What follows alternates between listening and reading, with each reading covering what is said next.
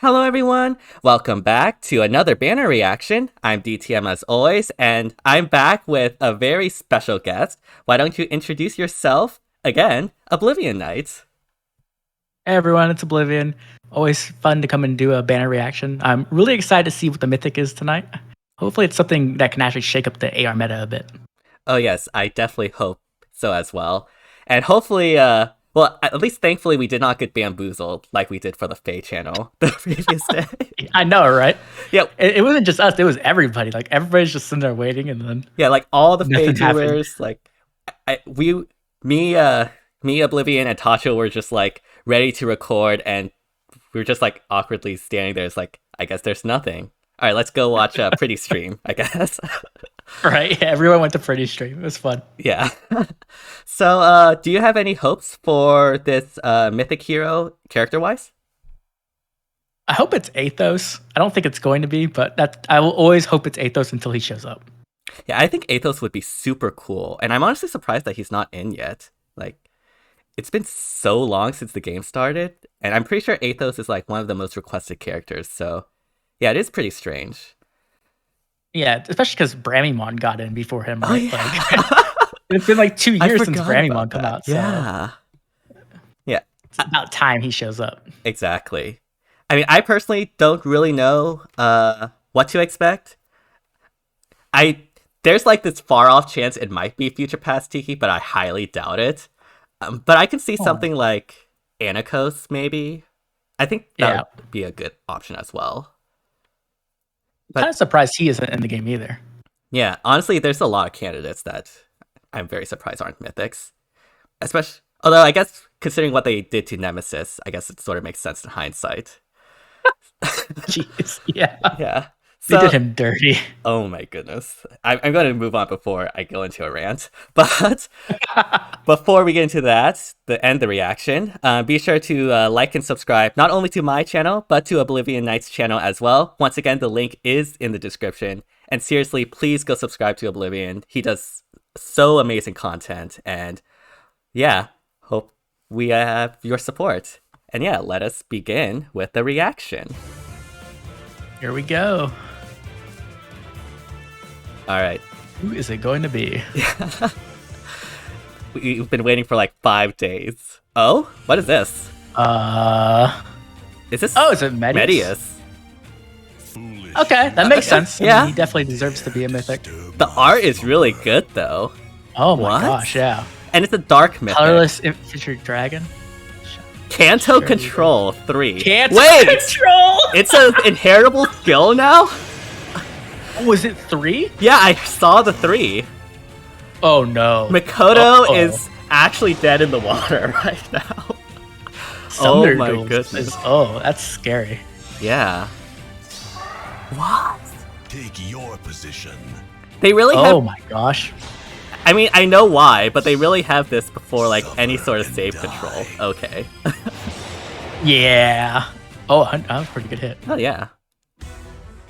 Interesting. So, colorless infantry dragon. We say that as Julia Rexa dragon. Wow, huh. We're gonna have to look at this kit. Yes, that sounds insane. We have to look at this again because I did not expect this at all. Like, forget about Medeus. What is that skill? I actually thought about Medeus, but I was like, nah, there's no way. Yeah. But then he shows up. Yeah. The interesting thing will be who can inherit it, right? Right. Is it going to be like something that's infantry locked or only like Right. melee? Or, yeah, it would be super interesting. Oh, yeah, and the Faith has Spark. Okay. Good old whale spark. Yep. All right. Yeah, honestly, pretty shocking, to be perfectly honest. Maybe not the unit choice. Yeah, maybe not the unit choice itself, but I'm super intrigued by what he comes with. Right. Okay. Yeah, let me just skip ahead. He's attack too, was it? Yeah, Attack. attack. blessing? Yeah, attack Okay. dark. So yeah. Shadow Breath, I'll just go ahead and read off this perf. Grants attack +3. At start of turn, grants attack res +6 and guard to unit and allies within 2 spaces of unit for 1 turn. If foe initiates combat or if foe's HP is greater than or equal to 75% at the start of combat, inflicts attack res -6 on foe during combat, and foe cannot make a follow-up attack. If foe's range equals to 2, calculate damage using lower foe's def and res.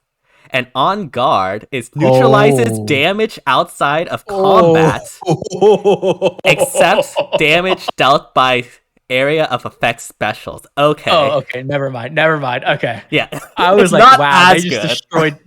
I thought they destroyed Yuri. Like, Yeah. they're like, nah, Yuri's done. Nope. Never using this again. Oh my gosh, that's Nope. crazy. So, Every time they try to nerf Yuri, he still survives.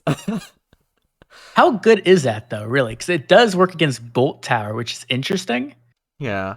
I feel like, is it that big of a deal? Because even if the rest of your team gets Bolt Towered, you're pretty much still going to lose. Like, Yeah, like I don't know if this unit's going to be able to change that. yeah, like unless he can like somehow hyper carry, like just having one unit not being affected by Bolt Tower isn't really going to do much for the offense. Well, actually, right. So it's allies within 2 spaces. So actually, he can make your whole team. Oh, not your whole team, but a good portion of your team Bolt Tower proof.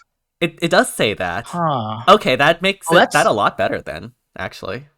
That's actually just kind of scary because of Dark Season being the season that Element doesn't exist? can actually run in. Yeah. Right, exactly.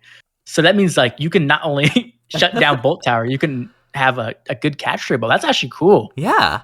I actually really like this because like one of the biggest downfalls of defense is just the Bolt Tower and that 45 true damage just being so huge to be able to get through a lot of frontline tanks and whatnot, which is why a lot of defenses opt to more like player phase strats. But yeah, this is actually wow. I might have to not run my Bolt Tower anymore on Dark, depending on how popular this becomes.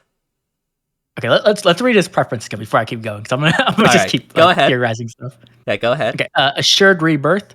If unit's resistance is greater than foe's resistance, unit makes a guaranteed follow-up attack, reduces damage from attacks during combat and from area of effect specials, excluding Roker's area of effect specials, by percentage equals number of staff or dragon allies within 3 spaces of unit times 20. And also, if unit's res greater than foe's res, difference between stats times 4. Wait, what? Oh, okay. So he has 2 different effects, and they both give damage reduction, but different amounts, it looks like. I see. So it looks like, I think the first one is a max of 40%. So you need to have 2 dragons or staff allies with him. And then the next one is resistance, and that can get up to another 20%. So you can have 60% damage reduction. That's a lot. Yeah.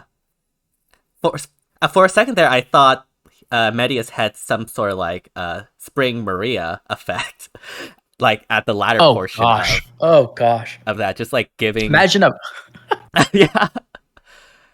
Imagine a preference skill that gave damage reduction percentage and actual like Spring Maria. That'd be insane. actually toxic for defense.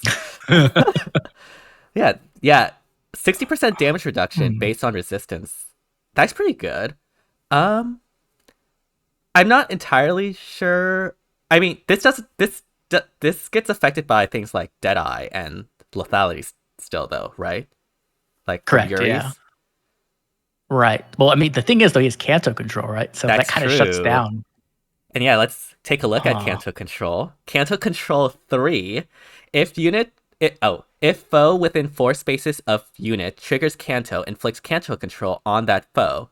And Canto control is limits the number of spaces target can move with Canto through their next action. If target range equals 1, target can move 1 space when Canto triggers. If target's range equals to 2, target's action ends when Canto's triggers. So yeah, basically the same effect that Mikoto has, I believe. Yeah, I'm not sure about the range on hers. Is it also within 4 spaces? I believe it's also within 4 spaces as well. Okay. That seems really strong, because like he's going to stop the Bolt Tower, and then he's also going to be able to stop the Canto plays. Right. And then he's also just extremely bulky, and he has an auto follow-up. So he seems pretty decent, actually. Yeah. Like, wow. This is like the unit to counter so many player phase strategies on AR, because player phase strategies are so popular in AR right now. Right. They're not worried about save balls. They're worried Nope. about those people who are. Save skills are totally fine. Oh my gosh. Yeah. Huh. I mean, I think the It's most a interest very. yeah, the most interesting Go ahead. oh, sorry. The most interesting thing about Canto Control 3 is that it does look like to be inheritable. And depending on who can inherit it, that could really shake up something like Summoner's Duels, where obviously Canto is basically everywhere. And Right. I don't know how this will affect the SD meta per se, just due to, um, availability wise. But I do probably in the high tiers, it will definitely be very effective. Yeah, that's exactly what I'm thinking about right now, actually. Oh Hmm. my gosh. So for sure it can be inherited by dragons at the very least. Right. But I'm gonna assume it's probably gonna be at least all melee infantry, which means Hmm. if you can have an open C slot and you put this on a frontliner, you can like really shut down a lot of Yeah. aggression against you. That's really strong. Like you But can stop Brave Ericas, Atrees, like all kinds imagine of stuff from coming to hit yeah, you. like imagine having this on something like a frontline knot, for example, with like the Hmm. bonus doubler effect just also increasing her bulk. So like you can't just go in with Brave Erica and then maybe survive and go back out. Like I don't know. I'm just trying to envision so many like units that could potentially work with this. It could work on so many Yeah. units. That's the scary part. Like Yeah. any, because at least the way I like to play Summoner Duels is I always like to Hmm. have a good melee unit to have that I can have Right. in the front. Hmm. And being able to put this on them would just completely hamper the enemy team from being able to aggress on me. Yeah. Like you can't snipe Oh, something from the that's. back line either. This may Oh save yeah, my yeah. Henriette from being absolutely useless against Yuri's. Oh my goodness, I'm so excited. But like you mentioned, though, it's gonna be very exclusive. I mean, of Yeah, course, the whales are gonna have this. Like, right. there's just no way they're not going to. But like, most players aren't going to be able to afford that, and they're not gonna probably want to sacrifice this mythic, who's actually very solid, Yeah, just for Canto control. right. And especially with like I do think this is a very big boon for AR defense in a meta that, ARD needs anything. And yeah, being honestly just being able to nullify Bolt Tower, nullify Canto, that would just force people to enemy phase, I feel, unless they have like a powerful enough player phase unit to get through those, Right. the front line. And if like I'm just trying to imagine like who can possibly get through potentially like a +10 um Valentine's Gustav that is unavailable, or like a +10 Valentine's Lucina that is fully buffed, does not get hit by the Bolt Tower. I don't think there is a option to do that actually when you're like There's fully there's HP. yeah. There's probably ways to do it, but like it's not gonna be easy by any Yeah, means. So most people aren't gonna be able to do it.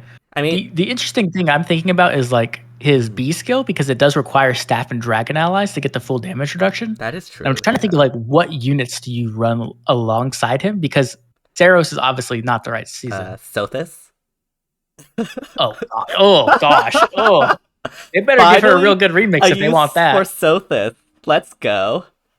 See, I see. This is the buff to Sothis that Ias was preparing this entire time. We can't make Sothis better, so we're gonna make other people around her better. Yeah. But yeah, Oh, that's like so interesting though. yeah, I don't think there's any other like dark mythics that are dragon or um staff Right. on like I mean I guess you can use Ascendant Idune as either a near or far save as well. If you're going for like a Catria Ball comp, that could also count for the dragon. That's definitely a good point. Yeah. Yeah. I'm interested to see what people do with this because I'm gonna have to think of it myself. Because maybe you could run if you're running a catcher ball, you don't really want like a cav healer for like Right. auto recovery or like Hmm. flash or anything. Yeah. That's typically not what you want. So, hmm, he's definitely a really cool unit, and that I'm glad that he is unique and he has some cool effects on him. Hmm. It's going to be take a second to actually figure out how to optimally use him, like what kind of team he's going to be able to fit in perfectly. Yeah, I think you summarized this pretty well. Like I do think he's very interesting, but I like need to think longer than the 15 minutes we've been recording to actually try to like figure out like cool concepts and things like that. But yeah, like overall thoughts on this unit or the skill he comes in as a whole. I think he's a pretty cool unit himself, just with like his unique abilities and his unique preference skills. And I think he's going to be pretty powerful. Now, Not does exist, and Not is extremely powerful, but you don't always want Not on a team like a Catcher Ball necessarily. Sometimes that can mess up the range for the triangle attack. So he might actually be better than her in some ways. Now, Pathfinder's really good, so I wouldn't, take that that with a grain of salt, but still. For sure. And then Canto Control obviously is just, that's a game changer possibly, right? It just depends on what the limitations of who can inherit it. Yeah, we definitely need to get the data mine as soon as possible, so that we can see this Canto Control inheriting restrictions. Because depending on who it's inheritable to, like I might legitimately want that for Brave Ike or something, just as a front line. Probably not though, because I'm probably not going to summon for this, sadly. Thinking about putting it on Dual Ike. Honestly, Dual Ike would be pretty good too. Yeah, I'm just using Panic Smoke right now, and it's good, but Canto Control would be way better. Oh, for sure. Like, I've been thinking about using Not, and right now she just has Attack Speed Menace, which again is good, but Canto Control is just so much better as well. And yeah, here. I didn't even notice we have Ascended Adune on this banner. Holy crap! For blue. Oh wow. Oh, I wish the blue pool was better. Yeah. I mean, Legend Dimitri is amazing, and I love that unit, but I have him at +10, so I have no interest in getting more copies.